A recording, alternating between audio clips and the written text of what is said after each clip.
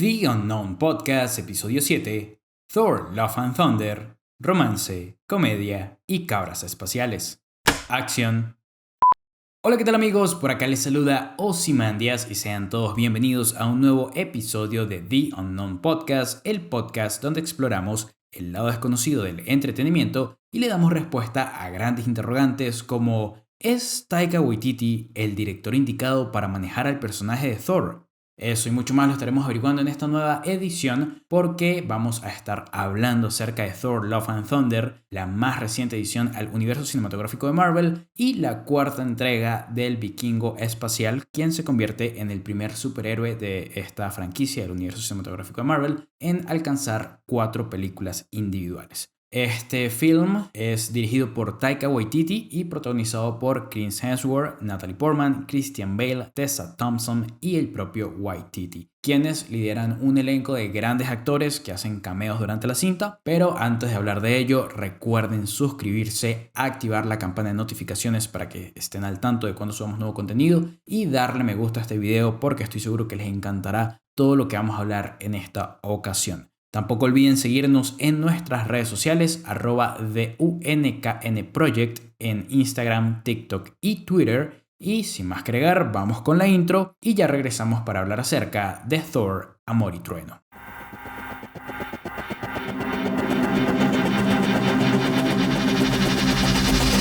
The Unknown Podcast.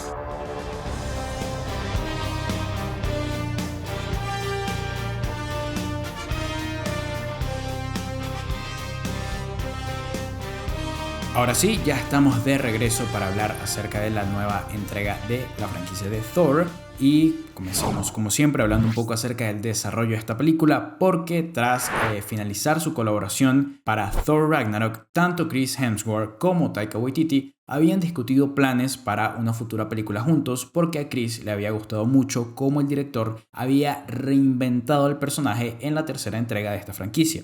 Antes de esto, Chris Hemsworth estuvo a punto de colgar la toalla, o de colgar el Mjolnir, mejor dicho, pero tras los eventos de Ragnarok se sintió revitalizado y quiso continuar con el personaje. Este proyecto fue anunciado formalmente en la Comic Con de 2019, donde se dijo que la película se titularía Thor, Love and Thunder, y Chris Hemsworth, Tessa Thompson y Taika Waititi retomarían sus papeles de Thor, Valkyria y Korg respectivamente. Pero una de las grandes sorpresas de esta presentación fue la aparición de Natalie Portman, confirmando su regreso al papel de Jane Foster que había dejado atrás hacía algunos años. En su momento nunca se aclaró cuál había sido el motivo de su salida del MCU. Algunos lo achacaban a su reciente maternidad, otros al hecho de que las aventuras de Thor se habían trasladado al espacio y no había una forma orgánica de incluir a Jane dentro de estas historias, pero la teoría que había cobrado más fuerza en ese momento era la de que Portman estaba molesta con la gente de Marvel porque su personaje no tenía un gran desarrollo, sino que simplemente se limitaba a ser el interés amoroso del protagonista. Y obviamente, una actriz de la talla de Natalie Portman no puede conformarse solo con eso. Pero Taika Waititi la convenció a regresar a la franquicia ya que se convertiría en la Thor femenina, o como se llama en la película, Mighty Thor. Natalie Portman estaba emocionada de trabajar con Taika y sus hijas fueron una pieza clave en este regreso ya que querían ver a su madre como una superheroína, sumado al hecho de que de esta forma Natalie fortalecería la representación femenina en este género. Thor Love and Thunder tenía prevista su fecha de estreno para el 5 de noviembre de 2021, pero al igual que ocurrió con absolutamente todos los proyectos de esta cuarta fase del MCU, se retrasó varias ocasiones hasta el pasado 8 de julio cuando finalmente se estrenó, aunque en Latinoamérica se lanzó un par de días antes. La película está escrita por el propio Taika Waititi y Jennifer Kaytin Robinson, quien entró al proyecto a comienzos del 2020 para contribuir en el guión del film. A inicios de ese mismo año, Collider también había dado la exclusiva de que Christian Bale, el mismísimo Caballero de la Noche, estaba en conversaciones para interpretar al villano de la cinta, cumpliendo la profecía que Harvey Dent le había dicho años atrás: mueres siendo un héroe o vives lo suficiente para volverte un villano. No fue sino hasta finales de 2020 cuando finalmente se confirmó el casting de Bale y qué personaje interpretaría: Gorr, el carnicero de dioses.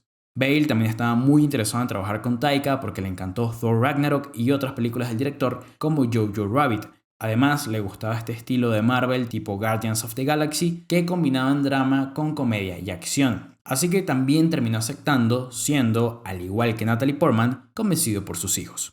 La película también cuenta con cameos de los Guardianes de la Galaxia, algo lógico considerando que la última aparición de Thor en el MCU había sido junto con estos personajes al final de Avengers Endgame.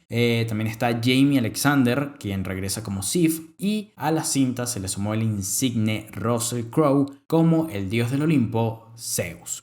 Las filmaciones de esta película comenzaron en enero de 2021 en Sydney, Australia, tras haberse retrasado por la pandemia del COVID, y concluyeron a inicios del mes de junio. Habiendo dicho esto, creo que podemos pasar a contextualizar un poco la película para entender en qué punto se encuentran los personajes antes de esta historia.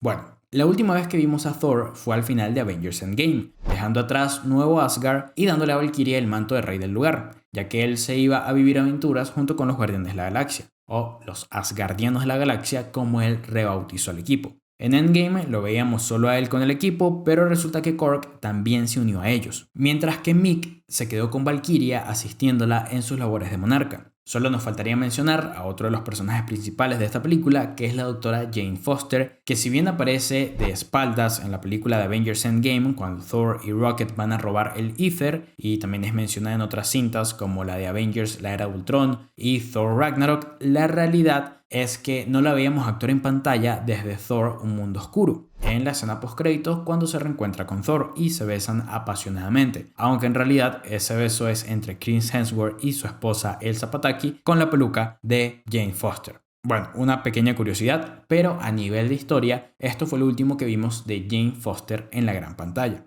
Es por eso que se sentía tan rara la salida de un personaje como la doctora Jane Foster dentro del MCU, pues no hacía mucho sentido cómo habían manejado esta salida y era algo que esta película tenía que resolver. Tenía que explicar qué era lo que había sucedido entre Thor y Jane Foster para que ella no volviera a aparecer más en su vida, para que ella se marchara de su vida.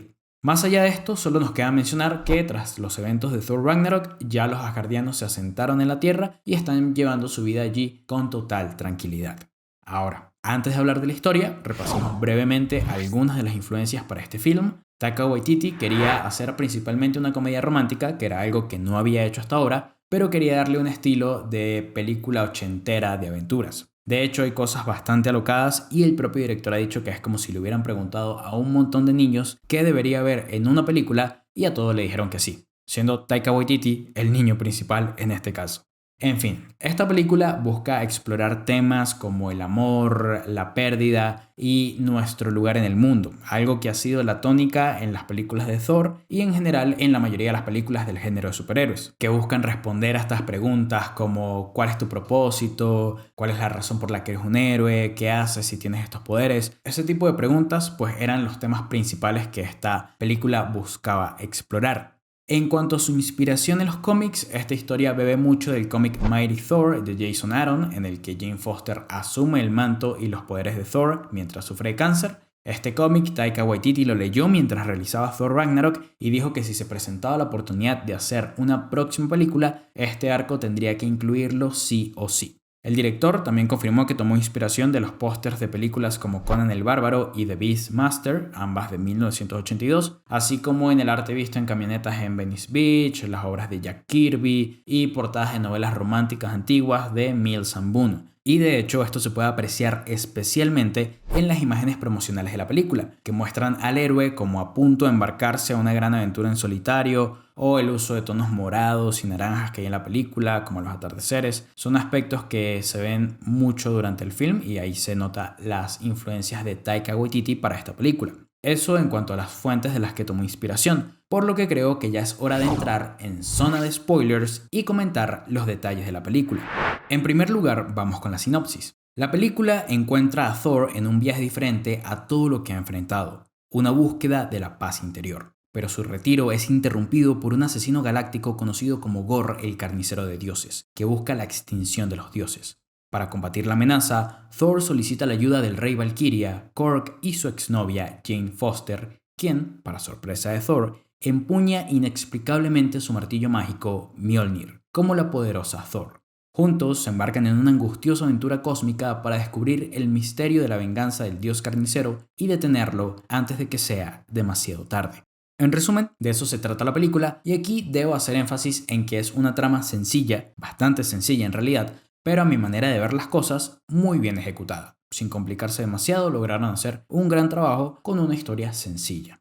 Como siempre, repasaremos esta sección a través del viaje de los personajes principales, pero antes hagamos una breve mención a los cameos de la película, comenzando por los Guardianes de la Galaxia, quienes aparecen junto con Thor ayudando a los habitantes de un planeta alienígena a luchar contra un invasor, aunque Thor termina haciendo todo el trabajo. Aún así, está claro que todos estos actores están sumamente metidos en sus papeles y ya interpretan con mucha naturalidad, pues toda esta dinámica de familia disfuncional, por lo que yo personalmente no puedo esperar a que llegue su especial de Navidad y el tercer volumen de esta franquicia que me encanta. Me gustó esta aparición, me hubiera gustado también que fuera más extensa o que aparecieran en otro momento de la película, pero bueno, fue graciosa, como ya nos tienen acostumbrados y está muy bien, está muy bien. Los siguientes cameos en la lista son los de Matt Damon, Sam Neill y Luke Hemsworth, el hermano de Chris, que interpretan a actores de teatro que personifican a Loki, Odín y Thor respectivamente. Y esto último me encantó porque le dan continuación a un chiste de Thor Ragnarok, pero representando ahora los eventos de esta misma película. Así que aparece Hela, quien en esta ocasión es interpretada por Melissa McCarthy, lo cual me pareció genial y graciosísimo. Como dato curioso, Ben Falcone, el esposo de Melissa, interpreta al director de escena de esta obra y, por si fuera poco, unos minutos después, Matt Damon le sigue dando continuidad al chiste planeando la siguiente obra. Esa es una jugada atrevida, usar tan grandes actores para un simple chiste, pero creo que hasta ahora les ha salido muy bien. Luego tenemos algunos cameos de personajes ya establecidos en la franquicia de Thor, como el Dr. Erik Selvig, interpretado por Stellan Skarsgård, que se comunica a través de una videollamada con la doctora Jane Foster para hablar de su diagnóstico. Un breve cameo, una breve aparición. También tenemos a Darcy Lewis, interpretada por Kat Dennings, cuya última aparición en el MCU fue en la serie de WandaVision y en esta ocasión acompaña a su amiga, a su colega, en este proceso de la quimioterapia. Y también le empieza a sembrar un poco la idea de que trate de reconectar con Thor para ver si él la puede curar con medicina o con magia asgardiana. Hablando de asgardianos, por este lado nos encontramos a Sif, que es interpretada por Jamie Alexander, quien le advierte a Thor de la llegada del carnicero de dioses. La última vez que habíamos visto a Jamie Alexander había sido en la serie de Loki, también interpretando a Sif en un recuerdo de Loki, y había estado bastante desaparecida porque no la veíamos desde la segunda película de Thor. Así que es bueno tener a Lady Sif de regreso. Pero aún así siento que fue un poco desaprovechada porque no vuelve a aparecer, o sea, aparece en este cameo y no vuelve a aparecer sino hasta la resolución del film. Y creo que no están sabiendo utilizar a un personaje tan importante para la mitología de Thor como lo es Sif. Y por último, el cameo que a mí más me sorprendió fue el regreso de Idris Elba como Heimdall recibiendo a Jane Foster en el Valhalla, aunque ya llegaremos a eso. Y me resultó sorpresivo porque hasta donde yo había escuchado, Idris Elba no quería volver a interpretar a Heimdall por las dificultades físicas y de calendario que le traía el personaje. Aunque bueno, un cameo no representa un gran reto en ese sentido. Tras esto, hablemos del cameo más largo que hay en la película y también uno de los más polémicos, que es el de Russell Crowe como Zeus. Porque hay muchas personas que consideran que este personaje fue un chiste que se fue demasiado lejos. Pero yo creo que está bien justificado porque está puesto allí para mostrar el comportamiento absurdo de los dioses y fortalecer esta idea que tiene Gore de que todos los dioses deben morir. Además de que está puesto allí para cambiar el comportamiento de Thor bajo esta premisa de nunca conozcas a tus héroes, ya que Thor termina decepcionado por cómo es Zeus en verdad. Además, el carisma de Russell Crowe hace que la escena funcione porque es un actorazo y a pesar de que hay algunos chistes malos o que terminan siendo un poco excesivos, como estos juegos de luces con el rayo y los bailes y demás, creo que para lo que es esta historia funciona. Con un par de escenas, o sea, esta escena y la escena postcréditos, nos logran mostrar un cambio de actitud en Zeus, quien se resiente de haber quedado en ridículo, lo cual podemos ver en la escena postcréditos, y a eso llegaremos más adelante. Es decir, sí lo retratan como alguien que puede llegar a ser estúpido, pero termina siendo estúpido porque ha estado repitiendo ese comportamiento continuamente a lo largo de los años. Y puede que se sienten las bases para que veamos a ese Zeus que ya se comporta como lo debe de hacer un dios. Dejando a un lado los cameos y pasando a hablar acerca del cast principal, me gustaría comenzar por Korg, este guerrero cronano que es interpretado por Taika Waititi y que se ha ganado el cariño y el odio de muchísimos fanáticos del universo Marvel. Yo no estoy familiarizado con el trastorno del personaje en los cómics y creo que por eso disfruto tanto que usen a Cork como una especie de comic relief durante las cintas, en la mayoría de situaciones, porque es un personaje sin filtros, que dice lo que piensa y muchas veces sus comentarios terminan siendo bastante graciosos. Además, el acento neozelandés de Waititi hace que sean aún más graciosos. Sin embargo, debo hacer alusión a una cosa que me perturbó durante varias partes de la película, y es que el CGI de Cork falla en muchas partes. O sea, en muchas partes se ve muy falso y creo que es algo a lo que le tuvieron que haber prestado más atención en postproducción. Pero cuando estemos hablando acerca del apartado de efectos visuales, pues ampliaremos en este aspecto. Hablemos más acerca de su rol dentro de esta película, pues termina siendo muy importante con estas conversaciones que mantiene con Valkyria y Thor, ayudándoles a darle un desarrollo a ambos personajes. Sin embargo, en la historia de Cork como tal no hay una gran evolución. Más allá de que comenta que le gustaría tener una relación, algo que al final de la cinta pues se resuelve sin dar muchas explicaciones, siento que su historia podría dar un poco más porque sí, aporta una buena parte de los chistes de la película, en especial en los que confunde el nombre de Jane Foster con nombres de actrices, esos son muy divertidos. Pero Cork también tiene este aspecto que puede llegar a ser muy filosófico y es algo que, si bien han utilizado, no le sacaron el máximo potencial. Aunque me gustó mucho esta escena que tiene con Valkyria, donde hablan de por qué se comportan de esa manera y da ciertas explicaciones que son comentarios muy acertados. Además, el recurso de que Cork narra las escenas de los flashbacks es buenísimo porque hace resaltar este humor absurdo característico de Waititi. Sigamos ahora con Valkyria, un personaje del que honestamente yo esperaba mucho más. Y no es que esté mal, sino que hay un par de conflictos dentro del personaje que me habría parecido bastante interesante explorar, como el hecho de ser la responsable de una nación y la presión que eso puede poner sobre sus hombros, considerando que 2 películas atrás era una alcohólica cazarrecompensas. Entonces, ¿cómo lidia con ese instinto de querer buscar aventura y contrario al de quedarse a proteger a su gente? Otro conflicto que hay por ahí que tampoco se explora mucho, el cual es la pérdida de Jane Foster, ya que después de pasar mucho tiempo sin la compañía de las otras Valkyrias, porque fueron asesinadas por Hela, en esta película por fin logra conseguir una nueva hermana de batallas, pero sabe que pronto la perderá, al igual que perdió al resto de las Valkyrias.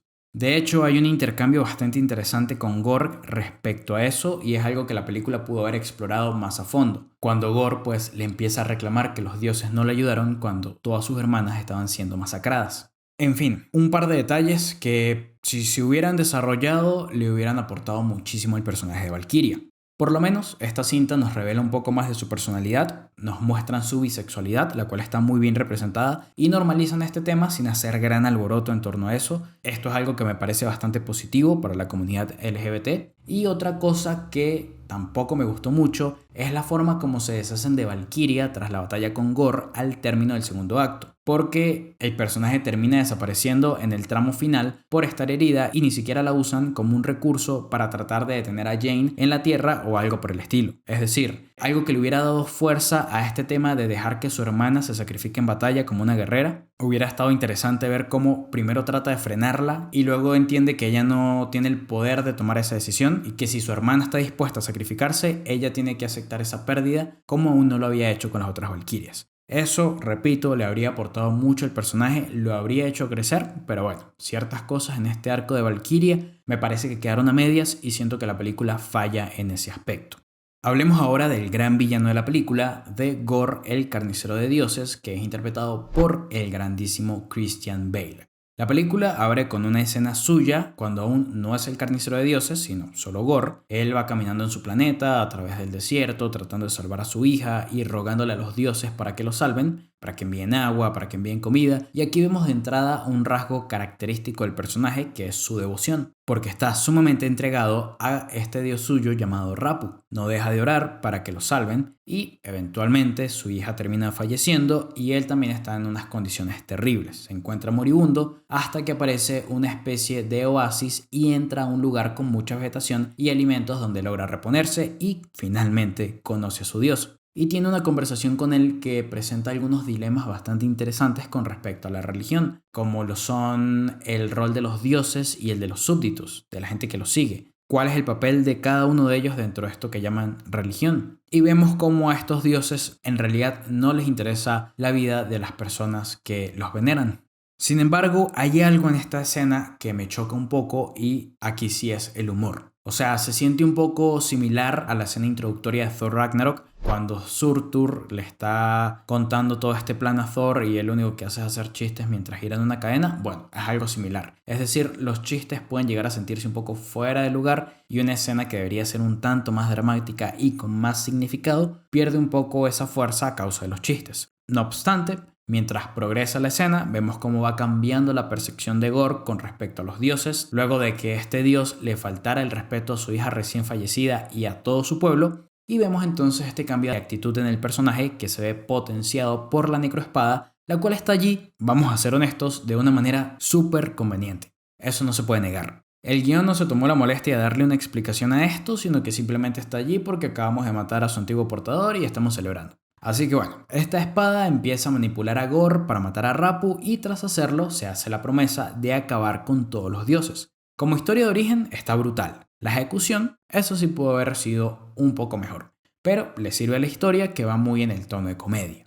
Entonces es aquí que el personaje de Gore da un gran salto que siento que afecta a una buena parte de la historia porque su siguiente aparición es en el nuevo Asgard para asesinar a Thor. Pero antes de eso no hay un buen desarrollo del personaje, solo aprendemos que dioses están muriendo a lo largo del universo porque lo vemos en las pantallas de la nave de los Guardianes de la Galaxia. Pero hubiera sido interesante ver a Gore asesinando a más dioses, haciéndole honor a su promesa, porque da la impresión de que este personaje no es una amenaza tangible hasta que por fin se enfrenta con Thor en Nuevo Asgard. Y me encanta que el personaje juegue con elementos de terror, apareciendo y desapareciendo, sacando monstruos de las sombras. Es un recurso muy genial este de los elementos de terror aplicados a la forma de pelear de Gore, el carnicero de dioses. Siento que eso está muy bueno.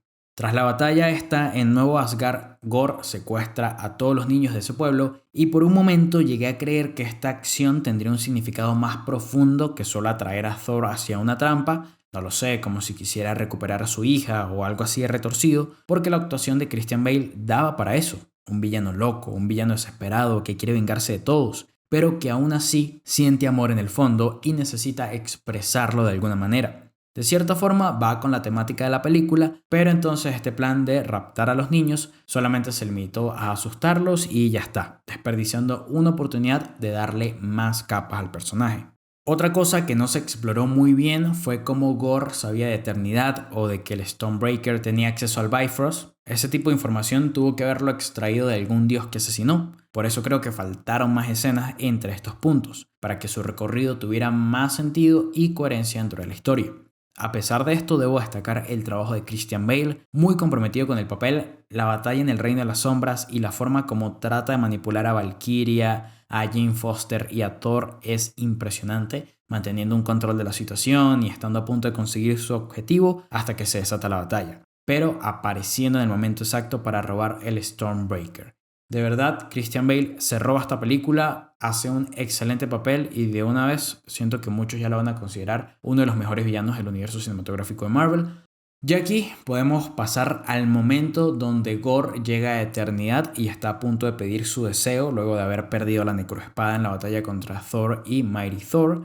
Aquí, moribundo, Thor logra convencer a Gore con su mensaje acerca del amor, que puede hacer las cosas diferentes, y esta es una de mis escenas favoritas del film porque logra darle crecimiento a Thor, pero a la vez profundidad al villano, porque hasta este punto yo temía que fuera un villano bidimensional. Y este cambio de corazón le da una capa más porque logra dejar atrás su visión religiosa, su devoción por cumplir una promesa y empieza a pensar en sí mismo y en lo que él quiere. ¿Y qué es lo que él quiere? Él quiere a su hija, dándole la oportunidad de revivirla y despedirse de ella y también estrechando una conexión con Thor. Creo que Gore entra en el top 5 de villanos más empáticos de Marvel, es decir, estos villanos con los que te puedes identificar con sus motivaciones. En este caso, esa crisis de fe creo que todos la hemos tenido alguna vez.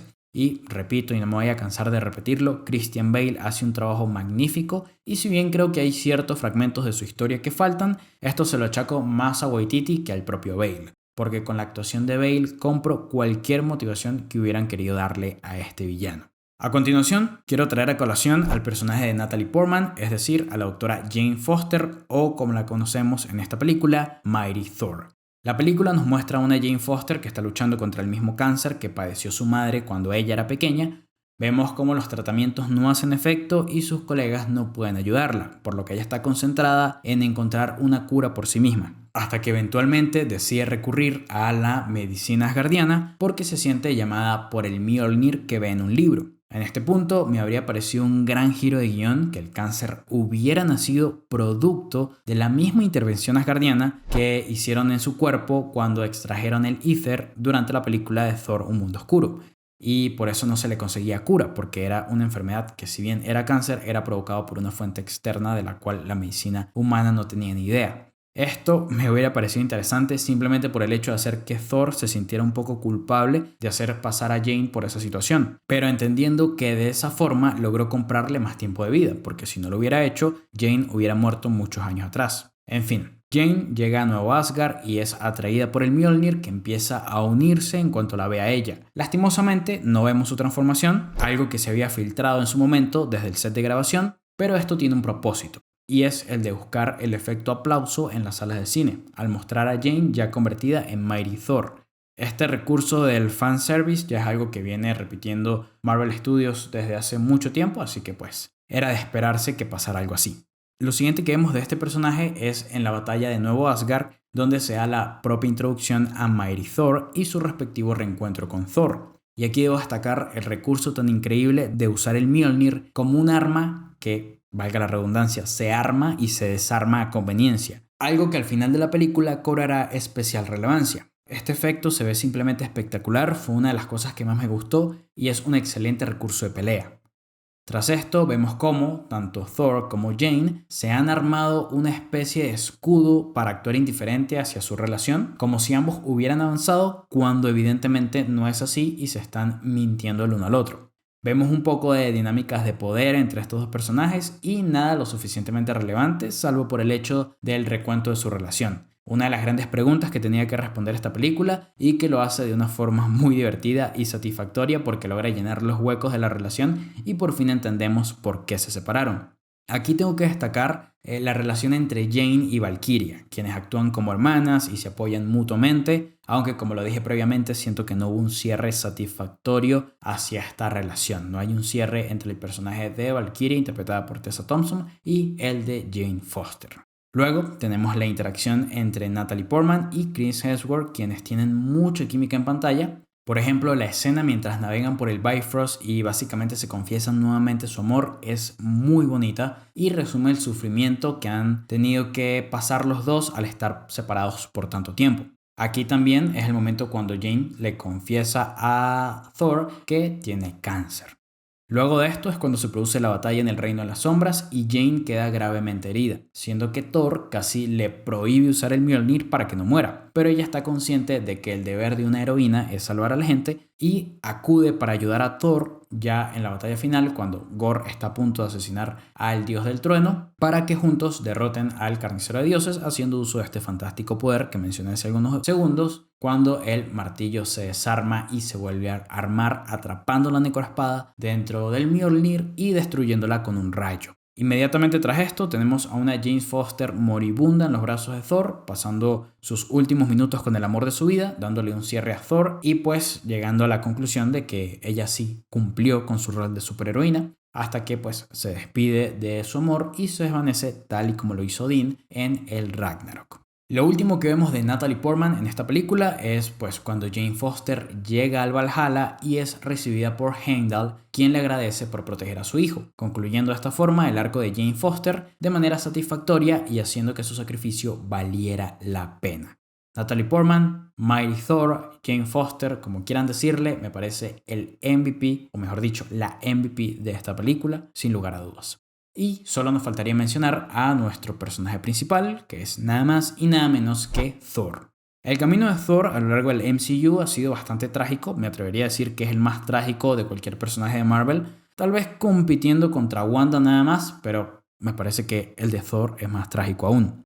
En su última aparición, durante Avengers Endgame, él estaba sumido en la depresión y era lógico pensar que en esta película estaría curando esas heridas del pasado y, como bien lo decía la sinopsis de esta película, buscando su paz interior. Por lo tanto, esta película tendría que ser de crecimiento para el personaje, de dejar el pasado atrás, de mejorar y de ingresar a una nueva etapa de su vida. Y siento que la película logra cumplir con todo esto de una forma muy satisfactoria. Si vemos a Thor en su primera película y la comparamos con esta, el cambio es abismal y de una manera positiva.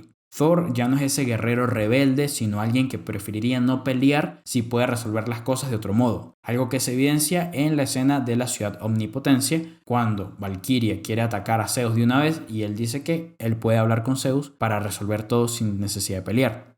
También es alguien que cree en sí mismo y en sus capacidades y en las de otros. Al final de esta historia, y gracias a la influencia de sus amigos, se da cuenta de que él no puede resolver todo solo, y esto se demuestra en esa bella escena donde empodera a todos los niños de Asgard para que luchen junto con él. Thor aprende a dejar el pasado atrás y a lidiar con sus errores, aprender de ellos y mejorar. Se da cuenta de que los dioses actúan mal, pero no por eso él debe seguir ese mismo camino y pasa a ser un dios amoroso y benevolente que vela por los demás. Y sobre todo, sus poderes llegaron al siguiente nivel. O sea, cada película los poderes de Thor llegan a un nuevo nivel. Por un lado, recuperó su estado físico y cada vez se acerca más al nivel de poder de Odín. De hecho, logró encantar el Mjolnir sin saberlo. Esa es la razón por la cual Jane Foster se termina salvando. O sea, empodera al Mjolnir para que salve a Jane Foster. Y también logró compartir parte de su poder con todos estos niños. Por si fuera poco, al final estuvo dispuesto a aceptar la derrota con tal de pasar los últimos minutos de su vida con la mujer que ama. No quiso hacerse el héroe y fue esa misma actitud lo que terminó convenciendo a Gore de que era mejor el amor que la venganza. Pero más allá de todo esto, esta película cambia el status quo del personaje y ahora nos lo presenta como una figura paterna, lo cual da para historias bastante interesantes de aquí al futuro. Tal vez Chris Hemsworth no sea el MVP de esta historia, eso pues ya lo dije, ese premio va para Natalie Portman como Mighty Thor, pero sin duda alguna logran que el personaje siga creciendo y no se estanque. Algo que es fundamental para que la audiencia no pierda el interés en un personaje que ya tiene más de 10 años siendo interpretado por el mismo actor. Por último, tengo que hacer una mención especial a todos los actores niños porque ninguno desentonó en ningún momento y da la impresión de que cada vez hay más jóvenes superhéroes dentro del UCM, por lo que un proyecto de Young Avengers no parece muy lejano. Habiendo dicho esto, pasemos al top 5 escenas, mi top 5 escenas. Si ustedes quieren pueden comentar el suyo en los comentarios de este video. Mis escenas favoritas en orden de aparición, no tanto en orden de que tanto me gustó. En primer lugar tengo al recuento de la relación entre Jane Foster y Thor contada por Korg. Este recurso de flashback siendo narrados por Korg y cómo vemos este proceso de estar completamente enamorados hacia ir distanciándose poco a poco me parece bastante divertida. En segundo lugar, tengo a la batalla en el Reino de las Sombras, con Gore manipulando a los otros personajes y Christian Bale dando una clase de actuación. Además, la escenografía en blanco y negro con ciertos tintes de color, eso se veía increíble, eso fue una de las partes que más me gustó. Ver esa oscuridad en una película de Marvel se aprecia bastante. En tercer lugar, tengo a Thor empoderando a los niños de Asgard. Mi niño interior se emocionó mucho con este momento y el hecho de que Thor ahora pueda hacer este tipo de cosas es una muestra de lo poderoso que se ha vuelto. Además, la pelea con las coreografías, los niños batallando contra los monstruos, la música de ambiente, de verdad todo increíble. Y en cuarto lugar tengo a Thor dejando a un lado la batalla contra Gore para pasar sus últimos segundos de vida con Jane Foster y el posterior sacrificio de Gore para revivir a su hija. En este punto creí que de verdad el villano podía llegar a ganar y que nos despediríamos de Thor para siempre. Así de real se sintió la amenaza que fue Gore, pero es una escena que tiene un discurso muy emotivo y que logra hacer que tanto el héroe como el villano conecten, algo que siempre es positivo. Y no tengo una quinta escena como tal, más que una escena, un par de chistes recurrentes que a mí en lo personal me hicieron reír bastante. Por lo menos los celos del Stormbreaker cada vez que Thor trataba de volver con el Mjolnir me parecieron muy graciosos. Y además los gritos de las cabras que nunca esperabas cuándo iban a llegar fueron también bastante divertidos. Ese par de cosas genuinamente me hicieron sacar una risa y tengo que destacarlos. En especial porque en estos momentos no se me viene a la mente alguna otra escena que me haya parecido destacable. Tal vez la escena de Thor enseñándole al hijo de Heimdall a usar sus poderes puede entrar en este top porque muestra al héroe como un mentor de las nuevas generaciones. Eso se vio muy bien. Y otra cosa que también una mención especial al monólogo final con el título de la película, cuando por fin nos dicen que los conocen como Amor y Trueno. Ese fue un momento muy bonito diciendo que le da otro significado al título del film. Ya dejando esto a un lado, ya dejando la historia a un lado, hablemos acerca de los aspectos artísticos y técnicos del film. Comencemos por la dirección, ya lo hemos repetido muchas veces, Taika Waititi es el director de esta película. A mí me gustó bastante su trabajo en Thor Ragnarok, a pesar de que crea que hay algunas bromas que le restan valor a la historia, al igual que ocurre aquí. En términos de dirección está muy bien hecha y esta película tiene una serie de planos, de dirección de actores, de batallas que se ven impresionantes y hay que darle mérito a Taika Waititi que ha logrado hacer ya 2 películas divertidas, sí, pero con mucho corazón y que han ayudado a potenciar al personaje de Thor.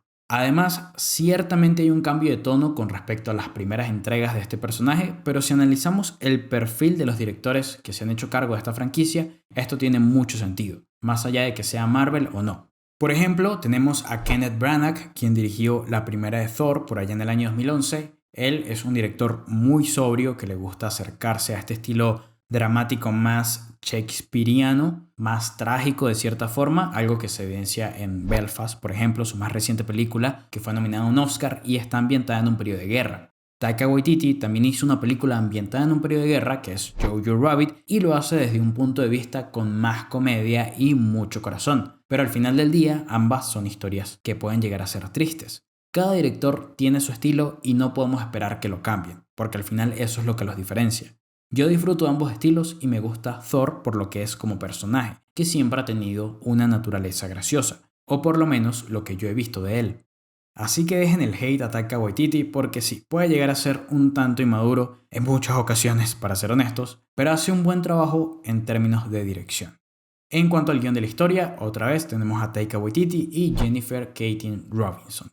La historia, como lo comentamos, es sencilla, está bien ejecutada, ¿tiene margen de mejora? Claro que sí. Si les hubieran dado más desarrollo a los personajes secundarios, habría quedado una gran película, pero a pesar de todo, para mí funciona mejor que Thor Ragnarok. En especial, considerando que la comedia me parece más orgánica en esta película que en la entrega anterior. No sé si eso se deba a mejores chistes o chistes mejor situados o simplemente al hecho de que ya estoy familiarizado con el trabajo de Taika y su personalidad y puedo esperar este tipo de película. Aún así, no perdono que no abarcaran ciertas cosas que iban a profundizar a los personajes y los hubiera hecho mucho más interesantes, mucho más atractivos, pero es una película que sin lugar a dudas entretiene. Y por allí se comenta que hay muchas escenas eliminadas y que hubo un corte de cerca de 4 horas, pero que la mayoría eran puros chistes y no aportaban nada a la historia, así que es mejor que haya quedado así, como una película de 2 horas nada más. En cuanto a producción y edición, no tengo nada que decir al respecto, ya este tipo de aspectos están muy estandarizados en Marvel, no varían mucho de película en película y siempre se utilizan los mismos recursos, así que no hay nada que destacar.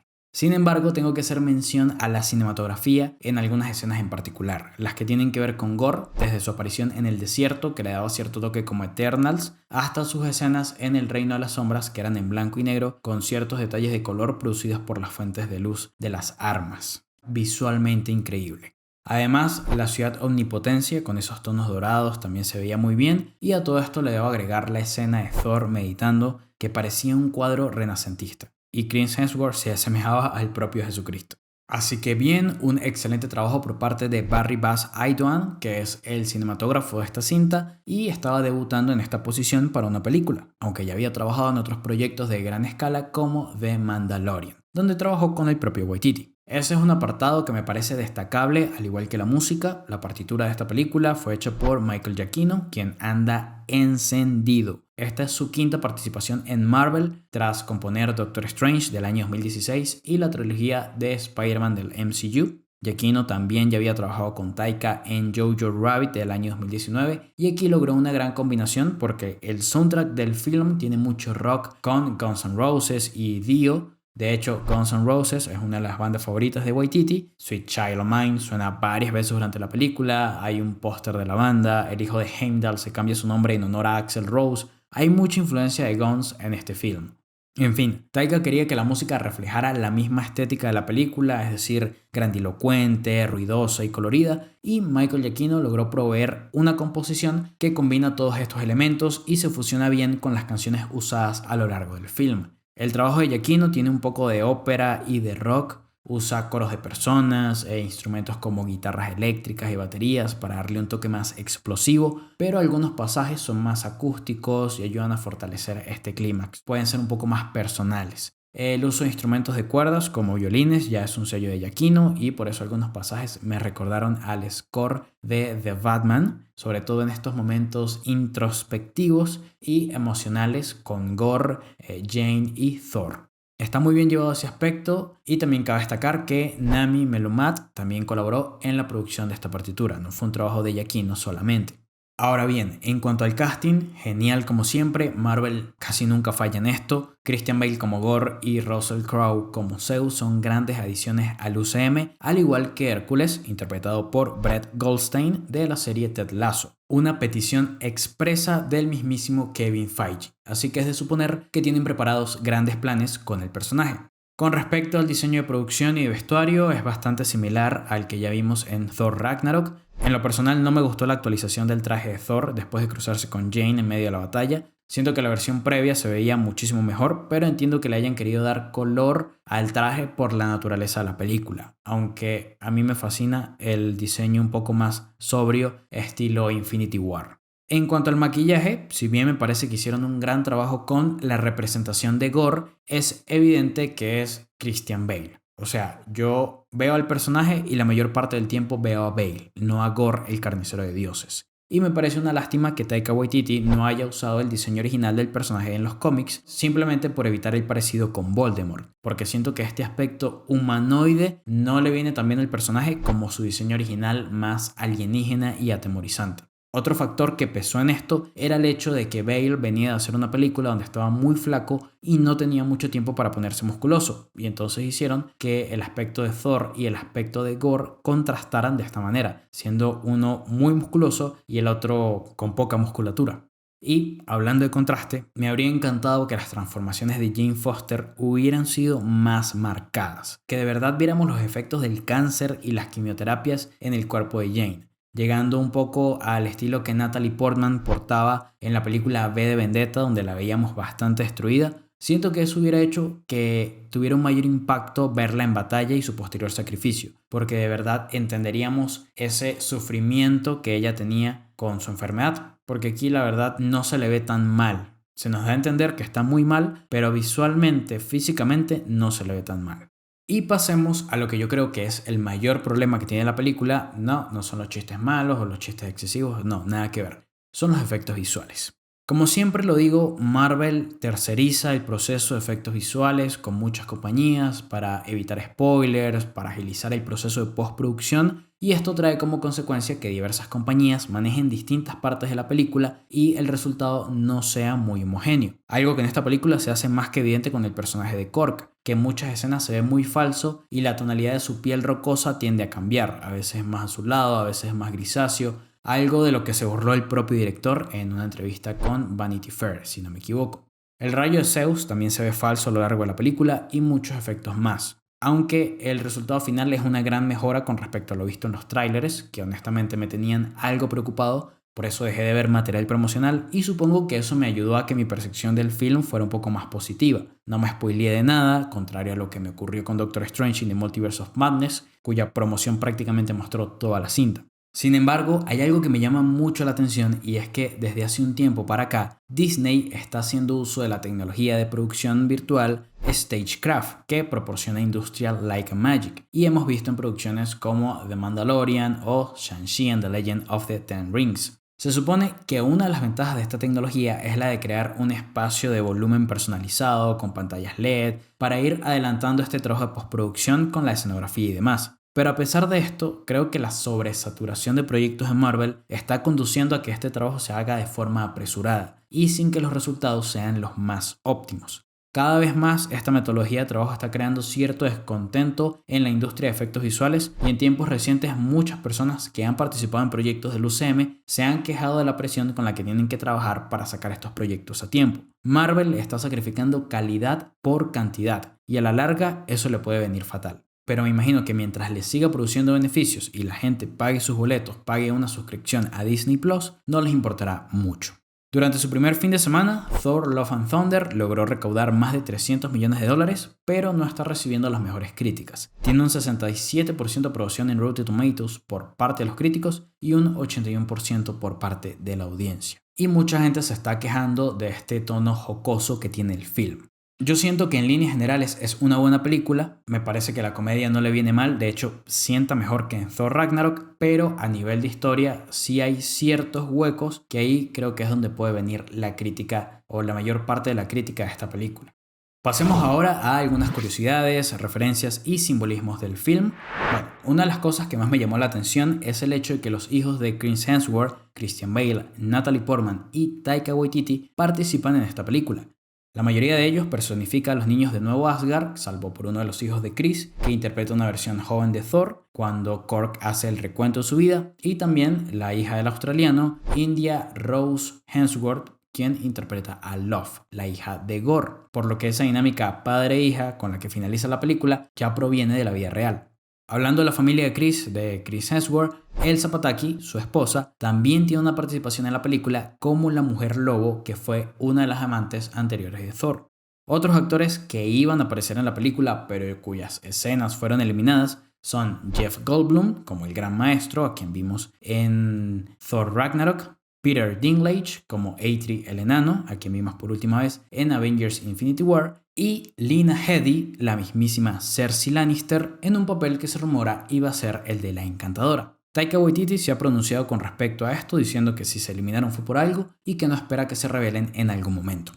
Hace unos años se lanzó un falso documental llamado Team Thor, que parodiaba lo que estaba haciendo Thor durante los eventos de Civil War, y en dicha producción Thor tenía un compañero de habitación llamado Daryl. Ese mismo personaje, Daryl, aparece en esta película, trabajando ahora como el guía turístico de Nuevo Asgard. Por otro lado tenemos a las cabras mágicas de Thor, Thud Nasher y Thud Grinder, o algo así se pronuncian, tienen nombres súper extraños. Estas cabras están sacadas directamente de la mitología nórdica, con unos nombres que aún son mucho más difíciles de pronunciar, así que no lo haré. Y hablando de mitología, de dioses y de todo eso, por allí tenemos un cameo de Bast en la ciudad Omnipotencia. Bast es la diosa pantera de la cultura wakandiana, aunque aquí aparece en su forma humana. Durante esta secuencia de la ciudad de Omnipotencia también llegamos a observar a algunos celestiales. Sin embargo, a pesar de que Gore es un carnicero de dioses, son muy pocos los dioses que hemos asesinado. Uno de ellos es Faligar de Behemoth, y el plano en el que lo vemos muerto, justo cuando Thor acude a la llamada de auxilio de Sif, ese plano está calcado a una de las viñetas de los cómics. Hablando de Gore, su aspecto en esta cinta está inspirado en Nosferatu y también en el video musical Come to Daddy de Aphex Twin, un artista del que tanto Bale como Waititi son fanáticos. Y en ese mismo video, en el video de Come to Daddy, el monstruo en el que toma inspiración el rediseño de Gore, hace un grito a lo largo del video y Christian Bale dijo que grabaron una escena similar con Gore gritando frente a la cámara de esa forma, pero que al final la terminaron eliminando del film. Y de aquí solo me faltaría mencionar una curiosidad más, que es que Ashley C. Bradley, la guionista principal de la serie animada What If, quiso hacer un episodio de esta serie en el que Foster se habría convertido en Thor, pero la idea fue rechazada por el estudio porque la trama ya se estaba utilizando para Thor Love and Thunder. En cuanto a simbolismos, solo quiero hacer alusión a los paralelismos que hay entre el personaje de Gore y los de Jane Foster y Thor. Por el lado de Jane vemos cómo ambos personajes se aferran a un arma que los consume por dentro con el único objetivo de cumplir su propósito en la vida. Ambos se vuelven indefensos al dejar sus armas y al final ambos se encuentran moribundos tras cumplir lo que querían lograr. De hecho, cuando muere Mighty Thor, esta puede entrar por fin al Valhalla, ya que murió en su batalla contra el cáncer. No en su batalla contra Gore, en su batalla contra el cáncer. Pues la película aclara que solo los asgardianos que mueren en batalla logran entrar al Valhalla. Y si bien ella no es una asgardiana, pues cuando se convierte en Mighty Thor, termina formando parte de este colectivo. Y por el lado de Thor vemos cómo estos dos son personajes que han sufrido pérdidas dolorosas en sus vidas. Han perdido a parte de su familia, han perdido a parte de su pueblo y también han perdido la fe en los dioses. Y que muy en el fondo lo único que quieren ambos es tener la oportunidad de amar. Es muy bueno cuando se encuentran puntos en común entre el protagonista y el antagonista y aquí vemos varios. De hecho, no veía tan marcada esta dinámica dentro del MCU desde la película Black Panther, donde Killmonger y T'Challa tenían la idea de potenciar a su pueblo a través de caminos muy distintos. Y cerremos este episodio hablando acerca del futuro de la franquicia. Antes de esta película se creía que Chris Hemsworth le pasaría el manto de Thor a Natalie Portman, pero evidentemente no fue así. Y Chris está muy contento con el personaje, así que hay Thor para rato. En esta película tenemos dos escenas postcréditos. La primera nos habla de un posible enfrentamiento entre Hércules y Thor porque los dioses están cansados de los superhéroes, mientras que la segunda nos muestra un pequeño vistazo al Valhalla. En cuanto al enfrentamiento entre dioses, creo que hay varios hilos que se están moviendo con un tono similar, como el juicio de los celestiales contra la humanidad o Adam Warlock que tomará venganza contra los Guardianes de la Galaxia. Todavía la fase 4 no tiene un rumbo claro, pero parece ser que a nivel galáctico podríamos estar yendo hacia un enfrentamiento entre dioses contra superhéroes, sobre todo considerando que algunos celestiales estaban en la ciudad Omnipotencia y que Thor formó parte de los Guardianes de la Galaxia durante un tiempo. En cuanto al Valhalla, creo que esta no será la primera vez que lo veamos y puede que Thor llegue al Valhalla en futuras entregas si muere o si alcanza su máximo potencial y logra trascender de plano, por decirlo de alguna forma. Además, creo que eventualmente veremos a una versión más madura de Thor, llegando a ser algo más parecido a Odín. Esto tomará tiempo, pero puede que lo observemos próximamente. Y en cuanto a otros personajes, no creo que Natalie Portman regrese a menos que le den el suficiente protagonismo como le dieron en esta película. Tal vez aparezca en algún cameo de un mega evento si le pagan lo suficiente, pero más allá de eso creo que la historia de Jane Foster ya está contada en el MCU. También espero que en las próximas entregas veamos a Beta Ray Bill, quien durante mucho tiempo se esperó que apareciera en esta película. Ya es hora de que lo veamos, ya sabemos que existe dentro de este universo porque una escultura de su rostro aparece en el edificio del Gran Maestro en la película de Thor Ragnarok, así que ya es hora de que Beta Ray Bill se encuentre con Thor. Y por último, creo que la aparición de un nuevo superhéroe joven, como lo es el personaje de Love en esta película, apunta a que un proyecto de Young Avengers está próximo a anunciarse. Este mes se celebra la San Diego Comic Con y ya veremos qué nos tiene preparado Marvel para ese momento, porque hay mucha incertidumbre al respecto. Lo que sí es cierto y de lo que podemos estar seguros es que quedan muchas historias de Thor para contar y aquí viene la pregunta con la que abrimos este episodio. ¿Es Taika Waititi el director indicado para manejar a este personaje? Yo diría que sí, indudablemente sí. Porque a pesar de que su humor llegue a ser absurdo e infantil en ciertas ocasiones, ha logrado crear historias entretenidas y bastante emotivas que han logrado que el personaje avance. Ha revitalizado a Thor y Chris Hemsworth está muy cómodo con este nuevo enfoque que tiene el personaje. Además, es un director cotizado en la actualidad y muchos actores desean trabajar con él, así que tiene la posibilidad de atraer un gran talento a sus proyectos. Por eso y más, creo que Taika Waititi es el indicado para manejar al personaje de Thor dentro de este contexto que es el MCU, que nunca se ha caracterizado por ser demasiado serio en sus planteamientos, y Thor de por sí ya es un personaje con una naturaleza divertida. Así que, mientras siga Taika Waititi comandando esta franquicia, podemos esperar mucho más romance, comedia y por supuesto, cabras espaciales.